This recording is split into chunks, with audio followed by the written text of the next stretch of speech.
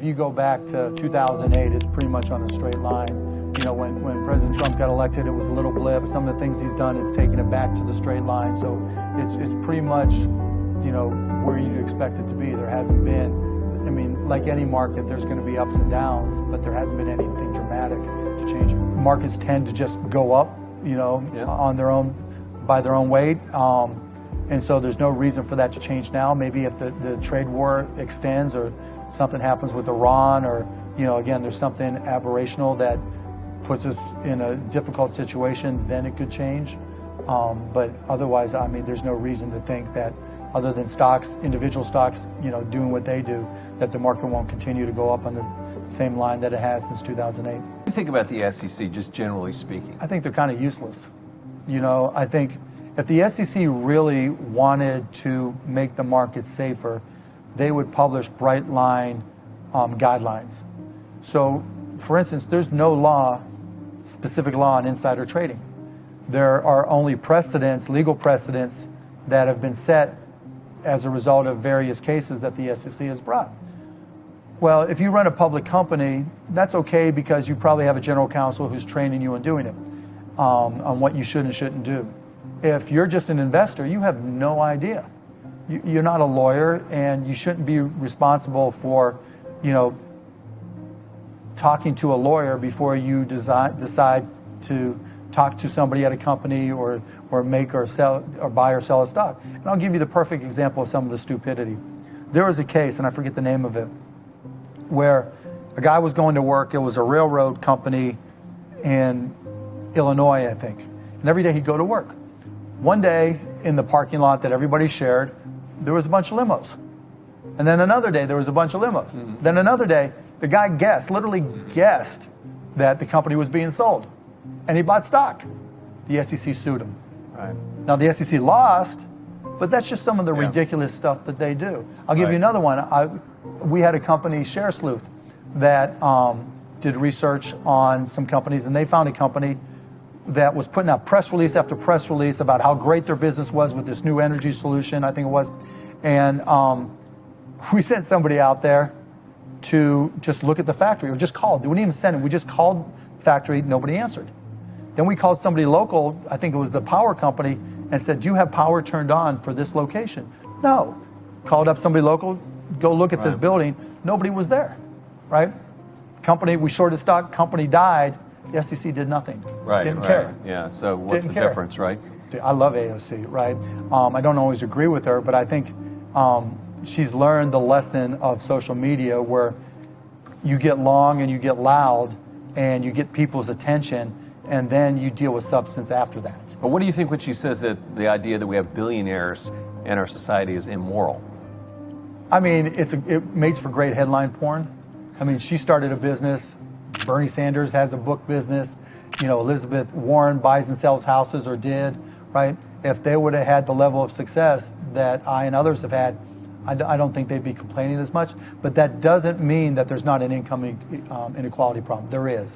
And it's something we have to deal with. I tell, you know, other business people that, you know, the greatest cost to business is social disruption.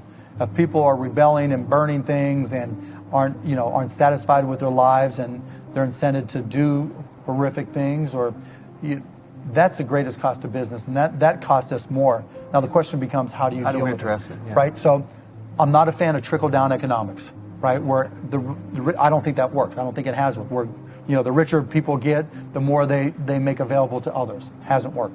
I'm also not a fan of trickle-down taxation, right? The concept that just tax, you know, those who have a whole lot more, then all of a sudden it'll find its way to those who need it.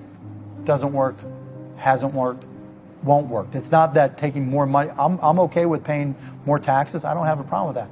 Where the issue is, how do you make it work? Yeah. Right? How do you get it? Now, the reality is, anybody who's working and getting paid by the hour is going to have a challenge when something goes wrong. Right? Do you lose a job? Does the dishwasher break? Does somebody get sick? Is it more than your deductible, or if you haven't covered your deductible yet, can you cover your deductible? If you're getting paid by the hour, it's hard to save money. I don't care if it's $10 an hour, $15 or $50 an hour. It's a difficult position. The only way that people really improve their wealth is by buying a house, condo, whatever it may be, owning shares of stock. And so I think that's where you start to change the rules. I think when you have a company like Uber changed, but who was it that just was it Pinterest, where there's multiple shares, like Snap has got multiple classes of stock. Yeah. I think you tax them differently. If every share of stock in a company in the public market is not treated the same, then it should be it shouldn't be. If you have an advantage class of stock, right, it should be treated as normal income when you sell that stock. Right. If everybody's got the same share of class of stock, then you treat it as capital gains. Right. If you've held it for more than a year, I think you also advantage people. If you have a company where all employees are offered stock, you give them other tax advantages. Right. Because then, to AOC's point, you're lifting from the bottom up. Trickle down is not going to work. But if you create opportunities where people all have to share in stock, then the disparity is going to decline because everybody's going to go up when things happen. Like when we sold broadcast.com, we created 300 millionaires because 300 out of 330 people had vested their stock. Right. So when you work from the bottom up like that, people have a chance to increase the value of their wealth. If somebody's below a certain level of income and they're able to buy a home and you give them more tax advantage, you don't take away their deductions because they're in California or New York. Right. When they have a lower income. Now they did some things to offset, but still, you want people to be able to accumulate assets that enhance, that grow in value, that appreciate. That's how you get people so that their life becomes better. Now everybody's got a platform, so it's a lot easier to bitch. I call it headline porn. You're only going to get attention. The more dramatic you are, the better chance you have of getting attention. And that's just the nature of the beast. I mean, there used to be gatekeepers to media. Now there's not. And if you're loud enough and either crass enough, or maybe it's a great idea and people get behind it enough, then you're going to be heard. It doesn't make us bad. It's just the game has changed. You've got an ordinary person, ordinary man or woman. How much of an iconoclast could you or should you be like Mark Cuban? Oh, I don't care. You should just be yourself, right? I mean, I take pride in the fact that I didn't give a shit what anybody thought or said. I was just going to be myself, and I'm my dad's son, I'm my mom's son, I'm my brother's brother. I'm Alexis, Alyssa, and Jake's father, Tiffany's husband. I just try to do the best like everybody else. I mean, I've been blessed.